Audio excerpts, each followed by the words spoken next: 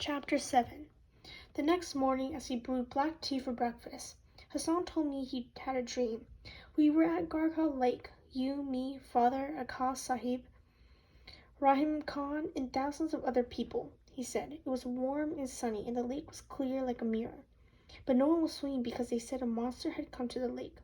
It was swimming at the bottom, waiting. He poured me a cup and added sugar, blew it on it a few times, put it before me, so everyone is scared to get in the water. And suddenly you kick off your shoes, America, and take off your shirt. There's no monster, you say. I'll show you all. And before anyone can stop you, dive into the water, start swimming away. I follow you in, and we're both swimming. But you can't swim. Hassan laughed. It's a dream, America. You can do anything. Anyway, everyone was screaming, get out, get out. But we just swim in the cold water. We make it way out to the middle of the lake, and we stop swimming. We turn towards the shore and wave to the people. They look like small ants, but we can hear them clapping. They see now there is no monster, just water. They changed the name of the lake after that and called it the Lake of Amir and Hassan, Sultans of Kabul, and we get to charge people money for swimming in it. So what does it mean? I said. He coated my naan with marmalade, placed it on a plate. I don't know. I was hoping you could tell me. Well, it's a dumb dream. Nothing happens in it. Father says dreams always mean something. I sipped some tea. Why don't you ask him then? He's so smart, I said, more curtly than I intended. I hadn't slept all night. My neck and back were like coiled springs, and my eyes stung. Still, I had been mean to Hassan. I almost apologized, then didn't. Hassan understood I was just nervous. Hassan always understood about me.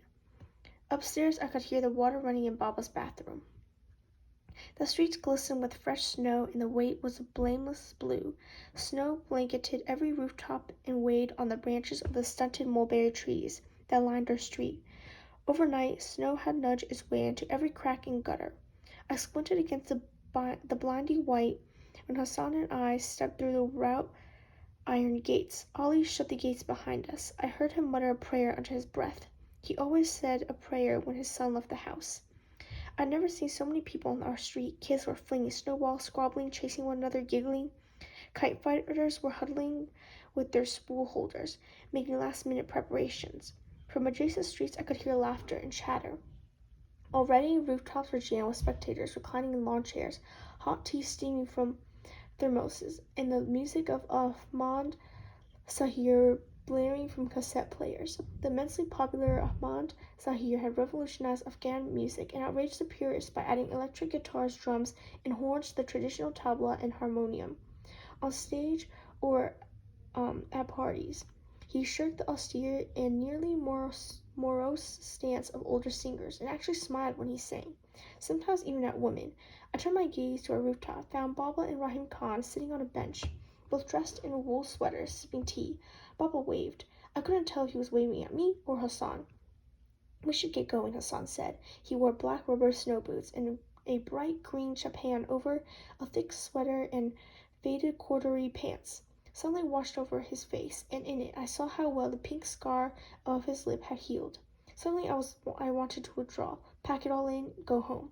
What was I thinking? Why was I putting myself through this when I already knew the outcome? Baba was on the roof, watching me. I felt his glare on me like the heat of a blistering sun. This would be failure on a grand scale, even for me. I'm not sure I want to fly a kite today, I said. It's a beautiful day, Hassan said. I shifted on my feet, tried to peel my gaze away from our rooftop. I don't know, maybe we should go home. Then he stepped towards me, and in a low voice said something that scared me a little. Remember, Amiraka, there's no monster, just a beautiful day. How could I be such an open book to him when half the time I had no idea what was milling around in his head? I was the one who went to school, the one who could read, write. I was a smart one. Hassan couldn't read a first-grade textbook, but he read me plenty. That was a little unsettling, but also comfortable to have someone who always knew what you needed. No monster, I said, feeling a little better to my own surprise. He smiled. No monster. Are you sure? He closed his eyes, nodded. I looked at the kids scampering down the street, flinging snowballs. It is a beautiful day, isn't it? Let's fly, he said. It occurred to me that maybe Hassan had made up his dream. Was that possible? I decided it wasn't. Hassan wasn't that smart. I wasn't that smart. But made up or not, the silly dream had lifted some of my anxiety. Maybe I should take off my shirt, take a swim in the lake. Why not? Let's do it, I said. Hassan's face brightened. Good, he said. He lifted our kite, red with yellow borders, and just Beneath, where the central and crossbars met, marked with Seifel's unmistakable signature. He licked his fingers and held it up, tested the wind, then ran it in its direction. On those rare occasions we flew kites in the summer, he kicked up dust to see which way the wind blew. The spool rolled in my hands until Hassan stopped, about 50 feet away. He held the kite high over his head like an Olympic athlete showing his gold medal. I jerked the string twice, our usual sign, and Hassan tossed the kite. Caught between Baba and the mullahs at school, I still hadn't made up my mind about God. But when a Quran ayat I had learned in my Dunyat class rose to my lips, I muttered it. I took a deep breath, exhaled, and pulled on the string. Within a minute, my kite was rocking into the sky. It made a sound like a paper bird flapping its wings. Hassan clapped his hands, whistled, and ran back to me. I handed him the spool, holding on to the string, and he spun it quickly to roll the loose string back on. At least 24 kites were already hung in the sky, like paper sharks roaming for prey. Within an hour, the number doubled, and red, blue, and yellow kites glided and spun in the sky. A cold breeze wafted through my hair. The wind was perfect for kite flying, blowing just hard enough to give some lift, making the sweeps easier. Next to me, Hassan held the spool, his hands already bloody by the string. Soon the cutting started, and the first of the defeated kites whirled out of control. They fell from the sky like shooting stars, with brilliant, rippling tails, shining the neighborhoods below with prizes for the kite runners. I could hear the runners now, hollering as they ran the streets. Someone shouted reports of a fight breaking out 2 streets down. I kept stealing glances at Baba, sitting with Rahim Khan on the roof, wondered what he was thinking. Was he cheering for me? Or did a part of him enjoy watching me fail? That was the thing about kite flying. Your mind drifted with the kite. They were coming down all over the place now, the kites, and I was still flying. My eyes kept wandering over to Baba, bundles up in his wool sweater. Was he surprised I had lasted as long as I had? You don't keep your eyes to the sky. You won't last much longer. I snapped my gaze back to the sky. A red kite was closing in on me. I caught it just in time. I tangled a bit with it. Ended up besting him when he became impatient and tried to cut me from below. Up and down the streets, kite runners were returning triumphantly, their captured kites held high. They showed them off to their parents, their friends. But they all knew the best was yet to come. The biggest prize of all was still flying. I sliced a bright yellow kite with a coiled white tail. It cost me another gash on the index finger, and blood trickled down into my palm. I had Hassan holding the string, and sucked the blood dry, blotting my finger against my jeans. Within another hour, this number of surviving kites dwindled from maybe 50 to a dozen. I was one of them. I made it to the last dozen. I knew this part of the tournament would take a while, because the guys who lasted this long were good. They wouldn't easily fall into simple traps, like the old lift and dive, Hassan's favorite trick. By 3 o'clock that afternoon, tufts of clouds had drifted in, and the sun had slipped behind them. Shadows started to lengthen. The spectators on the roofs bundled up in scarves and thick coats. We were down to half a dozen, and I was still flying. My legs ached, and my neck was stiff. But with each defeated kite, hope grew in my heart like snow collecting on a wall, one flake at a time. My eyes kept returning to a blue kite that had been wreaking havoc for the last hour. How many has he cut? I asked. I counted 11, Hassan said. Do you know whose it might be? Hassan clicked his tongue and tipped his chin. That was a trademark Hassan gesture, meant he had no idea. The blue kite sliced a purple one and swept twice in big loops. 10 minutes later, he cut another 2, sending hordes of kite runners racing after them. After another 30 minutes, only 4 kites remained, and I was still flying. It seemed I could hardly make a wrong move, as if every gust of wind blew in my favor. I never felt so in command, so lucky. It felt intoxicating. I didn't dare look up at the roof, didn't dare take my eyes off the sky. I had to concentrate, play it smart. Another 15 minutes in what had seemed like a laughable dream that morning had suddenly became reality. It was just me and the other guy, the blue kite. The tension in the air was as taut as a glass string I was tugging with my bloodied hands. People were stomping their feet, clapping, whistling, chanting, Babarish, Babarish, cut him, cut him. I wondered if Baba's voice was one of them. Music blasted. The smell of steamed mantu and fried puckaroo drifted from rooftops and open doors. But all I willed myself to hear, was the thudding of blood in my hands. All I saw was a blue kite. All I smelled was victory, salvation, redemption. If Baba was wrong and there was a God, like they said in school, then he let me win. I didn't know what the other guy was playing for, maybe just bragging rights, but this was my one chance to become someone who was looked at, not listened, not seen, listened to, not heard. If there was God, he guided the winds, let them blow for me, so that with a tug of my string I cut loose my pain, my longing. I endured too much, come too far. And suddenly, just like that, hope became knowledge. I was going to win. It was just a matter of when. It turned out to be sooner than later. A gust of wind lifted my kite, and I took advantage. Fed the string and pulled up. Looped my kite on top of the blue one. I held position. The blue kite knew it was in trouble. It was trying desperately to maneuver out of the jam, but I didn't let go. I held position. The crowd sensed the end was at hand. The chorus of cut him grew louder, like Romans chanting for the gladiators to kill, kill. You're almost there, America. Almost there, Hassan was panting. Then the moment came. I closed my eyes and loosened my grip on the string. I sliced my fingers again as the wind dragged it, and then I didn't need to hear the crowd's roar to know. I didn't need to see either. Hassan was screaming, his arm was wrapped around my neck. Bravo, bravo, America. I opened my eyes, saw the blue kite spinning wildly like a tire came loose from a speeding car. I blinked, tried to say something. Nothing came out. Suddenly I was hovering, looking down on myself from above. Black leather coat, red scarf, faded jeans, a thin boy, a little sallow, and a tad short for 12 years. He had narrow shoulders and a hint of dark circles around his pale hazel eyes. The breeze rustled his light brown hair. He looked up to me, and we smiled at each other. Then I was screaming. Everything was color and sound. Everything was alive and good. I was throwing my free arm around Hassan. We were hopping up and down. Both of us laughing. Both of us weeping. You won, America. You won. We won. We won, was all I could say. This wasn't happening. In a moment I blinked and roused from this beautiful dream. Get out of bed, march down to the kitchen to eat breakfast with no one to talk to but Hassan. Get dressed, wait for Baba, give up. Back to my old life.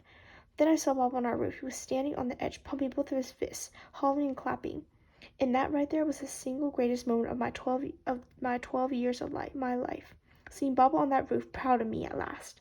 But he was doing something now, motioning with his hands in an urgent way. Then I understood. Hassan, I know, he said, breaking our embrace. Inshallah, we'll celebrate later. Right now I'm going to run that blue kite for you, he said. He dropped the spool and took off running, the hem of his green chiffon dragging in the snow behind him.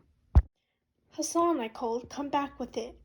He was already turning the street corner, his rubber boots kicking up snow. He stopped, turned. He cupped his hands around his mouth.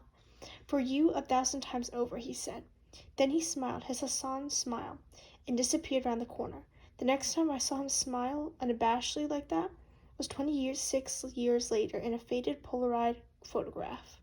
I began to pull my kite back as people rushed to congratulate me. I shook hands with them, said my thanks. The younger kids looked at me with an awestruck twinkle in their eyes. I was a hero. Hands patted my back, tousled my hair.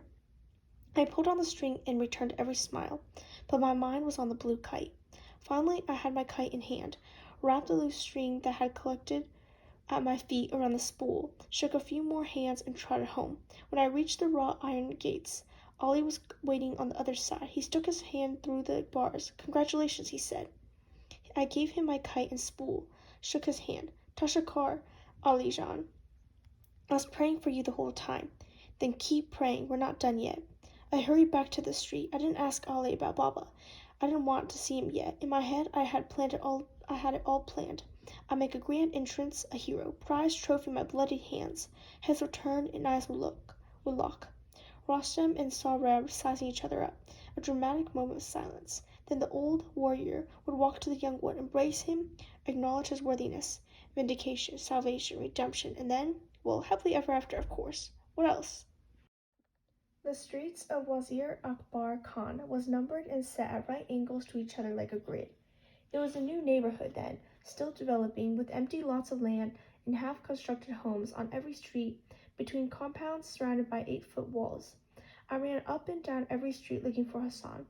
Everywhere, people were busy folding chairs, packing food and utensils after a long day of partying. Some, still sitting on their rooftops, shouted their congratulations to me. 4 streets south of ours, I saw Omar, the son of an engineer who was a friend of Baba's, who was dribbling a soccer ball with his brother on the front lawn of their house. Omar was a pretty good guy, We've been classmates in 4th grade. And one time he given me a fountain pen, the kind you had to load with cartilage. I heard you won, Amir, he said. Congratulations. Thanks. Have you seen Hassan? Your Hazara? I nodded. Omar headed the ball to his brother. I hear he's a great kite runner. His brother headed the ball back to him. Omar caught it, tossed it up and down. Although I've always wondered how he manages. I mean, with those tight little eyes, how does he see anything? His brother laughed, a short burst, and asked for the ball. Omar ignored him. Have you seen him? Omar flicked a thumb over his shoulders, pointing southwest. I saw him running towards the bazaar a while ago. Thanks, I scuttled away. By the time I reached the marketplace, the sun had almost sunk behind the hills, and dusk had painted the sky pink and purple. A few blocks away from the Haji Yaqub Mosque, the mullah bellowed azan, calling for the faithful to unroll their rugs and bow their heads west in prayer. Hassan never missed any of the 5 daily prayers, even when we were out playing. He'd excuse himself, draw water from the well in the yard, wash up, and disappear into the hut. He'd come out a few minutes later, smiling, find me sitting against the wall or perched on a tree. He was going to miss prayer tonight, though, because of me. The bazaar was emptying quickly, the merchants finishing up their haggling for the day. I trotted in the mud between 2 rows of closely packed cubicles, where you could buy a freshly slaughtered pheasant in one stand and a calculator from the adjacent one. I picked my way through the dwindling crowd, the lame beggars dressed in layers of tattered rags, the vendors with rugs on their shoulders, the cloth merchants, and butchers closing shop for the day. I found no sign of Hassan. I stopped by a dried fruit stand, described Hassan to an old merchant loading his mule with crates of pine seeds and raisins. He wore a powder blue turban. He paused to look at me for a long time before answering. I might have seen him. Which way did he go? He eyed me up and down. What is a boy like you doing here at this time of the day looking for a Hazara? His glance lingered mildly on my leather coat and jeans, cowboy pants, we used to call them. In Afghanistan, owning anything American, especially if it was in a second-hand, was a sign of wealth. I need to find him, Aga. What is he to you? He said. I didn't see the point of his question, but I reminded myself that impatience wasn't going to make him tell any faster. He's our servant's son, I said. The old man raised a pepper-gray eyebrow. He is? Lucky Hazara, having such a concerned master. His father should get on his knees, sweep the dust at your feet with his eyelashes. Are you going to tell me or not? He rested an arm on the mule's back, pointed south. I think I saw the boy you described running that way. He had a kite in his hand, a blue one. He did? I said. For 1,000 times over, he promised. Good old Hassan. Good old reliable Hassan. He kept his promise and run the last kite for me. Of course, they probably caught him by now, the old merchant said, grunting and loading another box on the mule's back. Who? The other boys, the ones chasing him. They were just like you. He glanced to the sky and sighed. Now run along, you're making me late for namaz. But I was already scrambling down the lane. For the next minutes I scoured the bazaar in vain. Maybe the old merchant's eyes had betrayed him. Except he'd seen the blue kite. The thought of getting my hands on that kite. I poked my head behind every lane, every shop, no sign of Hassan. I had begun to worry that darkness would fall before I found Hassan, when I heard voices from up ahead. I reached a secluded, muddy road. It ran perpendicular to the end of the main thoroughroad bisecting the bazaar. I turned on the rutted track and followed the voices. My boots squished in mud every step, and my breath puffed out in white clouds before me. The narrow path ran parallel on one side to a snow-filled ravine, through which a stream may have tumbled in the spring. To my other side stood rows of snow-burdened cypress trees, peppered among flat-topped clay houses, no more than mud shacks in most cases, separated by narrow alleys. I heard the voices again, louder this time, coming from one of the alleys. I crept close to the mouth of the alley, held my breath, peeked around the corner. Hassan was standing at the blind end of the alley in defiant stance, fists curled, legs slightly apart. Behind him, sitting on piles of scrap and rubble, was a blue kite. My key to Baba's heart. Blocking Hassan's way out of the alley were 3 boys, the same 3 from that day on the hill, the day after Daud Khan's coup, when Hassan had saved us from his slingshot. Wally was standing on one side, Kamal on the other, in the middle, Asif. I felt my body clench up and something cold ripped down my spine. Asif seemed relaxed, confident. He was twirling his brass knuckles. The other 2 guys shifted nervously on their feet, looking from Asif to Hassan, like they'd cornered some kind of wild animal that only Asif could tame. Where's your slingshot, Hazara? Asaf said, turning the brass knuckles in his hand. What was it you said? They'll have to call you One-Eyed Asaf. That's right, One-Eyed Asaf. That was very clever, very really clever. Then again, it's easy to be clever when you're holding a loaded weapon. I realized I still hadn't breathed out. I exhaled slowly, quietly. I felt paralyzed. I watched him close in on the boy I had grown up with. The boy whose hair-lipped face had been my first memory. But today's your lucky day, Hazara, Asaf said. He had his back to me, but I would have bet he was grinning. I'm in a mood to forgive. What do you say to that, boys? That's generous, Kamal blurted, especially after the rude manners he showed us last time. He was trying to sound like Asaf, except there was a tremor in his voice. Then I understood. He wasn't afraid of Hassan, not really. He was afraid because he had no idea what Asaf had in mind. Asaf waved a dismissive hand. Bakashida, forgiven. It's done. His voice dropped a little. Of course, nothing is free in this world, and my pardon comes with a small price. That's fair, Kamal said. Nothing is free, Wally added. You're a lucky Hazara, Asaf said, taking a step toward Hassan. Because today, it's only going to cost you that blue kite. A fair deal, boys, isn't it? More than fair, Kamal said. Even from where I was standing, I could see the fear creeping into Hassan's eyes, but he shook his head. Amir Khan won the tournament, and I ran this kite for him. I ran it fairly. This is his kite. A loyal Hazara, loyal as a dog, Asaf said. Kamal's laugh was shrill, nervous sound. But before you sacrifice yourself for him, think about this. Would he do the same for you? Have you ever wondered why he never clues you in games when he has guests? Why he only plays with you when no one is around? I'll tell you why, Hazara. Because to him, you're nothing but an ugly pet. Something he can play with when he's bored. Something he can kick when he's angry. Don't ever fool yourself and think you're something more. Amir Khan and I are friends, Hassan said. He looked flushed. Friends, Asaf said, laughing. You pathetic fool. Someday you'll wake up from your little fantasy and learn just how good of a friend he is. Now, Bass, enough of this. Give us that kite. Hassan stooped and picked up a rock. Asaf flinched. He began to take a step back, stopped. Last chance, Hazara. Hassan's answer was to cock the arm that held the rock. Whatever you wish. Asaf unbuttoned his winter coat, took it off, folded it slowly, deliberately. He placed it against the wall. I opened my mouth. Almost said nothing. Almost. The rest of my life might have turned out differently if I had, but I didn't. I just watched, paralyzed. Asaf motioned with his hand, and the other boys separated, forming a circle, trapping Hassan and Ali. I've changed my mind, Asaf said. I'm letting you keep the kite, Hazara. I'll let you keep it, so it will always remind you of what I'm going to do. Then he charged. Hassan hurled the rock. It struck Asaf in the forehead. Asaf yelped as he flung himself on Hassan, knocking himself to the ground. Wally and Kamal followed. I bit on my fist, shut my eyes. A memory. Did you know Hassan and you fed from the same breast? Did you know that Amir? Aga, Sakina, her name was. She was a fair, blue-eyed Hazara woman from Bamiyan, and she sang you old wedding songs. They said there is a brotherhood between people who fed from the same breast. Did you know that? A memory. A rupiah, children. Just one rupiah each, and I will part the eternal truth. The old man sits against a mud wall. His sightless eyes are like molten silver embedded in deep twin craters. Hunched over his cane, the fortune teller runs a gnarled hand across the surface of his deflated cheeks, cups it before us.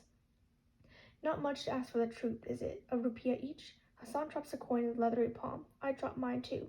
In the name of law, most beneficent,